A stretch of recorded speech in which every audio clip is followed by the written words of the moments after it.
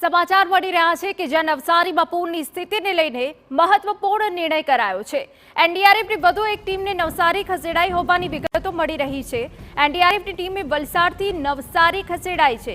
નવસારીમાં જે રીતે પૂર્ણા નદીની જળસપાટી વધી રહી છે અને હજુ આગામી 4 દિવસ રાજ્યમાં ભારેથી અતિભારે વરસાદની સંભાવના વ્યક્ત કરાઈ રહી છે, ત્યારે એનડીઆરએફની ટીમને વલસાડથી નવસારી ખસેડાઈ છે।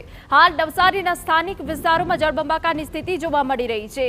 પાણી હજુ ઓસર્યા નથી અને તે વચ્ચે ભારે વરસાદ હજુ પણ પડી શકે છે, ત્યારે જે પૂરની સ્થિતિ નવસારીમાં સર્જાઈ ગઈ છે તેને પગલે એનડીઆરએફની વધુ એક ટીમ નવસારી ખાતે ખસેડાઈ હોવાની વિગતો મળી રહી છે। વલસાડથી નવસારી એનડીઆરએફની ટીમ ખસેડાઈ છે। નવસારીમાં જે પૂરની સ્થિતિ સર્જાઈ ગઈ છે, અનેક લોકો ફસાયા છે, અનેક સ્થાનિક જે વિસ્તાર છે તે પાણીમાં ગરકાવ થઈ ગયા છે, તે વચ્ચે આ નિર્ણય લેવાયો છે। અમારા સંવાદદાતા યુનુસ ગાઝી વધુ વિગત આપી રહ્યા છે। યુનુસ, પૂરી વિગત। એના વર્તમાન વર્ષા ઋતુમાં એનડીઆરએફની અલગ અલગ ટીમો બચાવ અને મદદ માટે વિવિધ વિસ્તારોમાં તૈનાત કરવામાં આવેલી છે। આ જ રીતે વલસાડમાં જે ટીમ તૈનાત કરવામાં આવી હતી તેને નવસારી ખસેડવા માટે સૂચના આપવામાં આવી છે।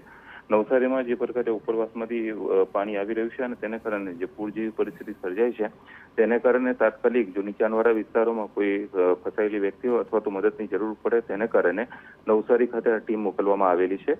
અને આ જ રીતે જે જરોદ હેડક્વાર્ટર એનડીઆરએફનું છે ત્યાંથી વધુ એક ટીમ વલસાડ રવાના કરવામાં આવેલી છે। આમ જ્યાં પણ ભારે વરસાદની પરિસ્થિતિ અથવા પૂર જેવી પરિસ્થિતિ છે તે તમામ વિસ્તારોમાં તાત્કાલિક એનડીઆરએફની મદદ પહોંચી શકે તે માટે જે સૂચનાઓ આપવામાં આવી છે તેના અમલના ભાગરૂપે આ નિર્ણય લેવામાં આવ્યો છે। બિલકુલ આભાર। તો એનડીઆરએફની જરૂરી સૂચનાઓ પણ આપી દેવામાં આવી છે, જ્યારે નવસારીમાં જે પૂરની સ્થિતિ સર્જાઈ તે વચ્ચે